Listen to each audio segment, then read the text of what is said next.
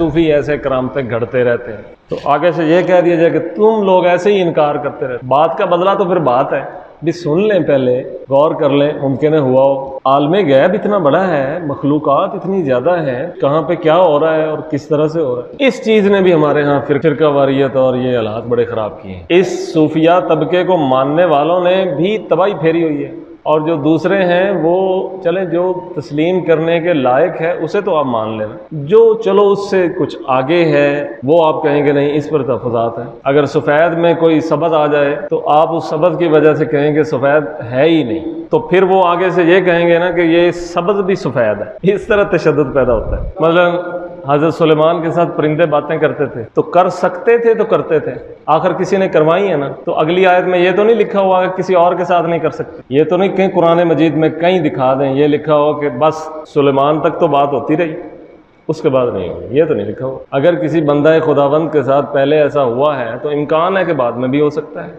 जो हुआ है वो हो सकता था तो हुआ है, हो ही नहीं सकता था तो हुआ कैसे। अगर पहली मर्तबा हुआ है तो क्यास ये कहता है कि दूसरी मर्तबा भी हो सकता है, क्योंकि दूसरी मर्तबा ना होने पर आपके पास कोई दलील नहीं है।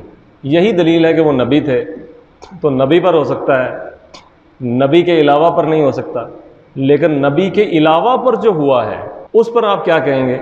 मतलब जो हज़रत सुलेमान के वज़ीर जो लेकर आए हैं तो वो तो नबी नहीं थे, तो गैर नबी पर जो हुआ है आपके लिखा हुआ है कि अगर रसूल की उम्मत जो आखिरी नबी आएंगे उनकी उम्मत में ऐसा नहीं हो सकता। मुझे सख्त हैरत है उस सल्फ़ी माइंडसेट पर भी कि जो हज़रत सुलेमान के वज़ीर पर तो मानेंगे कि उनके साथ तो हुआ है, उन्होंने तो कर दिखाया है, ये फ़ारग है।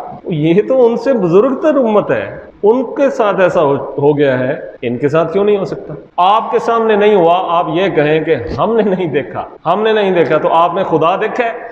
आपने खुदा नहीं देखा तो तस्लीम किया है ना। तो इसी तरह जो चीज़ आपके साथ नहीं हुई, आपके सामने नहीं हुई, आपके अकाबर के साथ नहीं हुई, आपके बाप दादा के साथ नहीं हुई, ये एक दलील है कि ये हुई ही नहीं या हो सकती ही नहीं। हो रही होगी कहीं, किसी के साथ हो रहा होगा ऐसा, किसी को ये दिया हुआ होगा तसर्रुफ, इजहार नहीं हो रहा होगा।